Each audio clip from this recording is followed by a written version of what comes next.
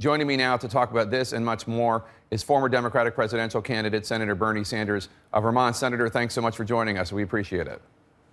My pleasure. So the North Koreans put out a statement denouncing what it called the Trump administration's, quote, maniacal military provocations, including the deployment of the aircraft carrier. During the campaign, you called North Korea the greatest threat to the U.S.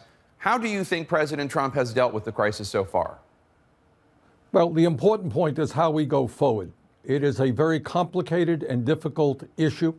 You have a regime which in North Korea is isolated, which has put incredible resources into a nuclear and missile program while millions of its people over the years have starved to death. The key point here is that the United States must not act impulsively and we must not act unilaterally. The key, I think, to this situation, and I think President Trump understands this, is dealing with China. China now receives about 80% of the imports of North Korea. They are virtually the only ally that North Korea has. And what China has got to understand is that they have got to put incredible pressure, work with the entire Asian community in telling North Korea that they have got to cease their efforts in developing intercontinental ballistic missiles and more nuclear weapons. I think China has the capability of doing that.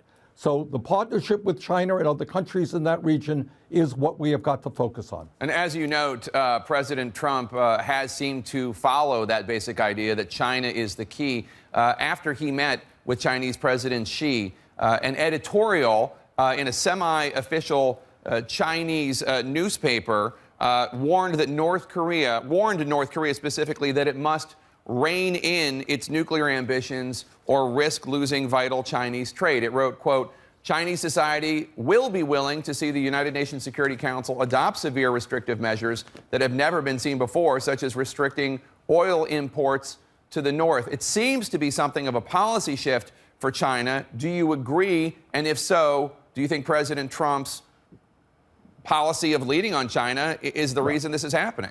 No, I think this policy shift on the part of China has been taking place for quite a while now. As I understand it, for example, China did not have a representative at the military parade in North Korea the other day. That says something. Just the other day, the plane trips between Beijing and North Korea were suspended.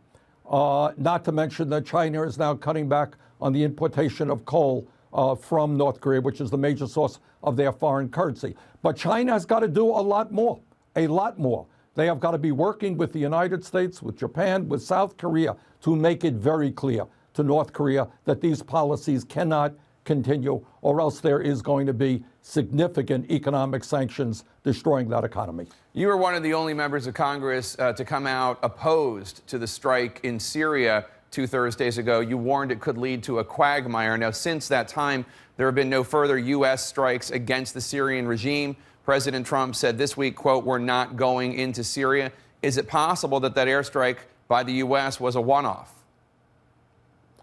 Well, here is the point. Jake, when we talk about national disasters, what is happening in Syria is almost beyond belief. You have a dictator there who appears prepared to destroy his entire country in order to hold on to his power and his wealth. 400,000 Syrians are dead, 10 million people displaced.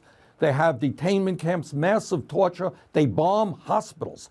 This is a horrific regime. What our job there has got to, again, not act unilaterally. In this case, we have got to demand that Russia and Iran stop their efforts in supporting this horrific dictator. Assad has got to go. ISIS has got to be defeated. But I do not want to see the United States get sucked into perpetual warfare in the Middle East, see our men and women get killed, trillions of dollars being spent. We've been in Afghanistan now for over 15 years. We've been in Iraq for a very long time. I don't want to see us dragged into another war in Syria when kids in this country cannot afford to go to college, when our infrastructure is collapsing, when 28 million Americans have no health insurance. We have got to start paying attention to the needs back home, work with allies in the region. The war in Iraq was the worst blunder in the modern history of this country, precipitated mass instability. We cannot continue to make those mistakes. Countries around the world have got to work with us to address those crises. Senator, Arab leaders and former Obama administration officials applauded the strike by President Trump against Assad's forces. They said it was exactly what you're talking about, a way to send a signal to him that what his behavior is unacceptable while not getting the U.S. involved in a quagmire. So I'm not exactly sure why you oppose the strike. Can you help clear it up for us? Well, and listen, it's not a question of one strike or one big bomb in Afghanistan. What you need is a strategy. And that strategy has got to demand that Russia, which supplies an enormous amount of very sophisticated weaponry to Assad, stop what it's doing. This will require intensive negotiations to tell Russia that they cannot support a dictator who is destroying his entire country. One strike is not going to do very much in that process. Senator, in addition to that Berkeley protest, Democrats across the country yesterday gathered for rallies all over on tax day, calling for President Trump to release the last 10 years of his tax returns and disclose any foreign conflicts of interest. Now, I've heard that many Democratic senators believe that the president's tax returns could be subpoenaed in the course of the Senate Intelligence Committee investigation into Russian meddling in the U.S. election. Do you think his returns should be subpoenaed? I think the American people need to understand what kind of involvement Trump's business dealings have abroad and what kind of leverage those dealings may have on his policies as President of the United States. They want a president who's going to represent the American people, not his own interests, business interests, which extend all over the world. But, you know, Jake, when you talk about planes, as I think you know, tomorrow afternoon, Tom Perez, who's the chair of the Democratic Party, and I will be taking a 9-state tour all across this country to do what I think is absolutely necessary, and that is to help revitalize American democracy. So many of our people are giving up on the political process. It is very frightening. In the last presidential election, when Trump won, we had the lowest voter turnout in 20 years. And in the previous 2 years before that, in the midterm election, we had the lowest voter turnout in 70 years. And I think what's happening is the middle class shrinks as people perceive that the media and Congress is not hearing their pain about a declining standard of living, income and wealth inequality, not being able to afford to send their kids to college. They're giving up on the political process. And we cannot allow that to happen. So Tom and I are going to be going all over this country.